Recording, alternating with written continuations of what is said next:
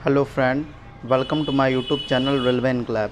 हम लोग इस वीडियो में डिस्कस करेंगे आज सेंट्रल रेलवे मुंबई से सेकंड डीवी के रिगार्डिंग बहुत सारे प्रश्नों के जवाब के बारे में। आइए देखते हैं इस वीडियो में प्रश्न कौन कौन से हैं। बहुत सारे छात्रों के अलग अलग प्रश्न हैं, सभी को डिटेल्स में उसका निष्कर्ष के बारे में डिस्कस करेंगे। अगर आप लोग इस चैनल पे नए हैं तो अपने इस यूट्यूब चैनल को सब्सक्राइब कर लें ताकि इसी प्रकार की लेटेस्ट और ऑथेंटिक जानकारी आपको समय समय पर प्राप्त होते रहे। तो देखिए, आज हम नॉर्मल छात्रों का ज्वाइनिंग लेटर से संबंधित ईमेल पर मैसेज कब आएंगे, B2 और C1 वाले का पैनल कब आएगा, इस पर थोड़ा सा ही डिस्कस करेंगे। क्योंकि पिछले वीडियो में हमने बता दिया था कि नॉर्मल छात्रों का ज्वाइनिंग लेटर से संबंधित डिवीज़न और पोस्ट का अलॉटमेंट करके वो सभी फाइल डिवीज़न को ट्रांसफ़र कर दिए गए हैं। डिवीज़न का मन कब वो आपको मेल करे, लेकिन ऐसा आप मान के चलिए 25 तारीख हार्डली 30 मई तक सभी को मेल आने शुरू हो जाएंगे। और B2 और C1 वाले का 4th पैनल में फर्स्ट वीक ऑफ जून में आप लोगों का पैनल निकाला जाएगा। कुछ छात्र का मेडिकल रिपोर्ट आना बाकी था, इसलिए वहाँ पे लेट लग रही थी, लेकिन सभी लोगों का अब मेडिकल रिपोर्ट आ गए हैं। तो आप लोग वेट कीजिए, फर्स्ट वीक ऑफ जून के तक में आप लोगों का पैनल आ जाएगा। तो आइए देखते हैं सेकंड डीवी के रिगार्डिंग क्या क्वेश्चन है, उसके सॉल्यूशन को देखिए। नंबर 1 क्वेश्चन है, सेंट्रल रेलवे से सेकंड डीवी कब तक आएंगे। तो जिस प्रकार अभी बहुत सारे 3 आरआरसी ने, आरआरसी गोरखपुर, आरआरसी बिलासपुर और आरआरसी भुवनेश्वर मेडिकल रीमेडिकल के संबंधित अपील करने से पहले ही क्या किए हैं, सेकंड डीवी आपको ला करके परोस दिए हैं। तो उसी प्रकार आप जो है ये मान के चलिए कि जुलाई मंथ में, जुलाई के फर्स्ट या सेकंड वीक में आपका सेकंड डीवी 100% आएंगे। नंबर 2, कितनी सीट पर सेकंड डीवी आएंगे। तो चलिए आगे इस वीडियो में बने रहिए, आगे इस पर विशेष चर्चा करेंगे कि कितने सीट पर सेकंड डीवी आ सकते हैं। नंबर 3, आरआरसी सीआर मुंबई में किस कैटेगरी के अधिक छात्र बुलाए जाएंगे। तो देखिए, वहाँ पर जिस कैटेगरी से ज़्यादा छात्र का शॉर्टफॉल होगा उस कैटेगरी के छात्र को ज़्यादा वहाँ पर बुलाने की संभावना है। और वैसे भी ज़्यादा यहाँ पे एससी और ओबीसी छात्रों को अधिक संख्या में बुलाया जाएगा, ऐसा अनुमान लगाया जा रहा है।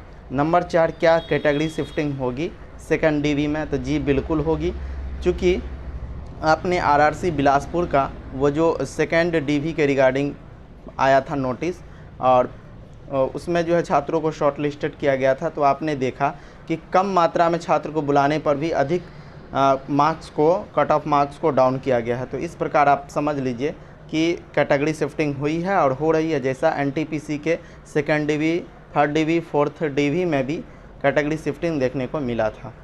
पहले जिन लोगों का ओबीसी से भी सिलेक्शन नहीं हुआ था, बाद में उन लोगों को जनरल से सिलेक्शन दे दिया गया, यही कैटेगरी शिफ्टिंग है।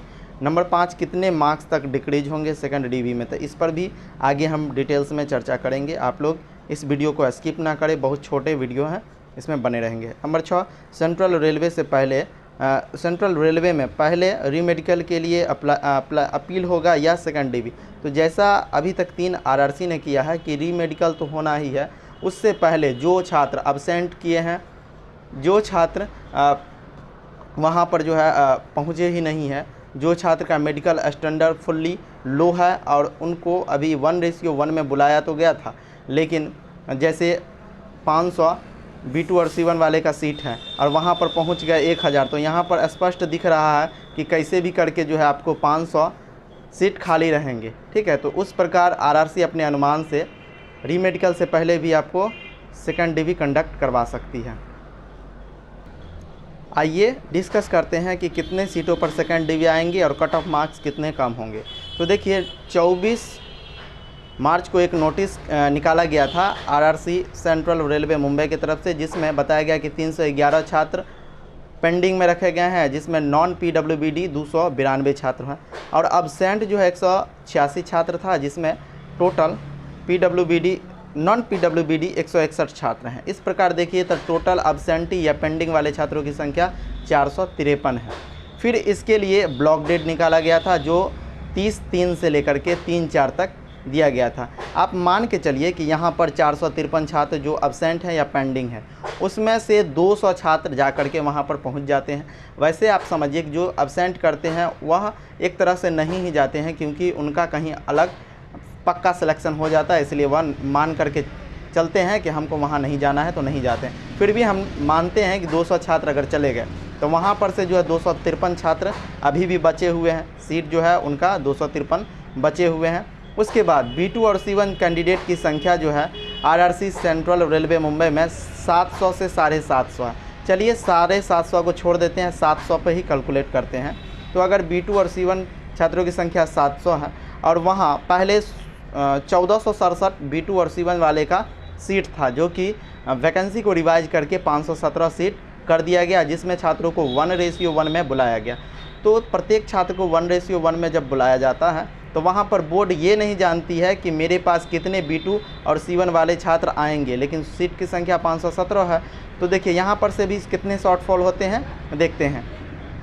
B2 C1 वाले छात्रों की सीट जो नॉर्मल कैंडिडेट को मिलती है, जैसे कि देखिए अभी तक 3 पार्ट पैनल आए हुए हैं। पहला CCA वाले का तो 1531 छात्र का, दूसरा 216 छात्र का एक्स सर्विसमैन हो गया, उसके बाद जो है 77 CCAA वाले का, और उसके बाद जो है ये PWBD वाले का, उसके बाद 6324 जो पार्ट पैनल थर्ड आया था नॉर्मल कैंडिडेट का।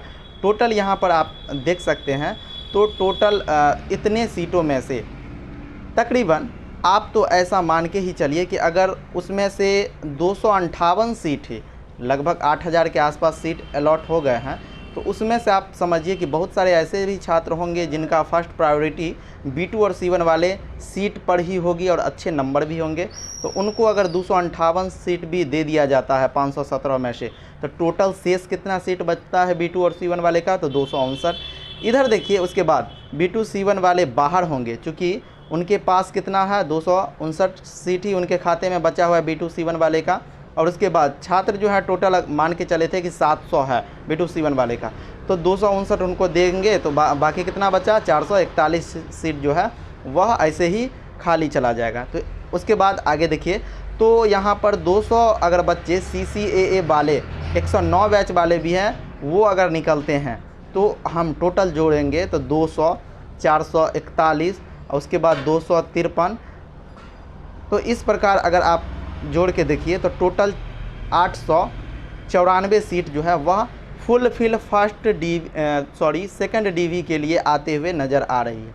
इसमें कोई भी सेकंड DV के खाते, मतलब सेकंड DV के बाद और भी बहुत ऐसे सीट होंगे जो DV करवा करके ज्वाइन नहीं किए हैं, जैसे उनका NTPC निकल गया या स्टेट पुलिस निकल गया या और भी छात्र हैं, तो उन लोगों को सेकंड DV में नहीं बुलाया जाएगा। उन लोगों को थर्ड DV, फोर्थ DV, उन सीट खाली सीट पर third DV, fourth DV, fifth DV या रिप्लेसमेंट पैनल 1 साल के बाद आएंगे तो उसको उस हिसाब से बुलाया जाएगा। लेकिन यहाँ पर आप स्पष्ट देखिए कि 894 सीट जो है वह खाली है सेकंड DV के लिए। अगर इसमें अगर CCA वाले को हम 200 घटा भी देते हैं, फिर भी 694 सीट जो है यहाँ पर खाली है, जो कि सेकंड DV में कम से कम आपको 500 प्लस कैंडिडेट को सेकंड DV के रिगार्डिंग बुलाया जाएगा। यह आप 101% बांध लीजिए गांठ, और यही सत्य होने वाला है। तो आइए आप देखते हैं कि कितने मार्क्स जो है वह डाउन होंगे सेकंड DV में। देखिए UR के जो डाउन होंगे, कैटेगरी शिफ्टिंग अगर नहीं होती है तो 2.9 से लेकर के 3.2 तक, ठीक है। पहले 70.59 गया हुआ था। OBC का जो है 1 नंबर से लेकर 1.3 नंबर तक डाउन होंगे अगर कैटेगरी शिफ्टिंग नहीं होती है तो। SC में 0.4, ST में 0.25, EWS में 2.5 नंबर कम होने वाले हैं। ये आप गांठ बांध के रख लीजिए और इस चैनल को सब्सक्राइब कर लीजिए, ताकि ऐसा अगर ना हो तो आप हमको कमेंट करके फिर बोल सकते हैं।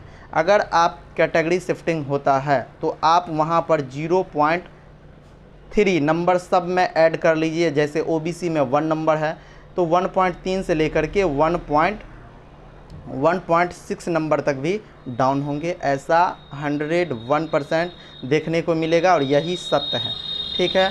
तो आप लोगों को इसके अलावे भी, हाँ, कुछ क्वेश्चन थे छात्रों के, जैसे कि B2 C1 वाले का पैनल कब तक, तो आप लोग देखिए कि 4th पैनल आएगा फर्स्ट वीक ऑफ जून, जिसमें वैसे छात्र जिनका मेडिकल रिपोर्ट नहीं आया था उनको और B2 C1 वाले को एक साथ लेकर के निकाला जाएगा। एक और प्रश्न था B2 और C1 वाले का कितना मार्क्स ज़्यादा होना चाहिए, तो ऐसा कोई ऑफिशियली डाटा मेरे पास नहीं है तो हम बता नहीं सकते हैं, इसके लिए सॉरी।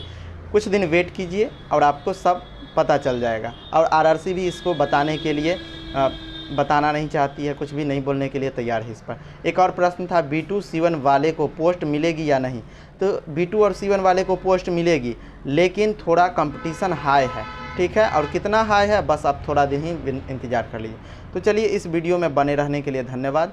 अगर इसी प्रकार की और भी लेटेस्ट और ऑथेंटिक जानकारी आपको चाहिए तो अपने इस यूट्यूब चैनल को सब्सक्राइब कर लें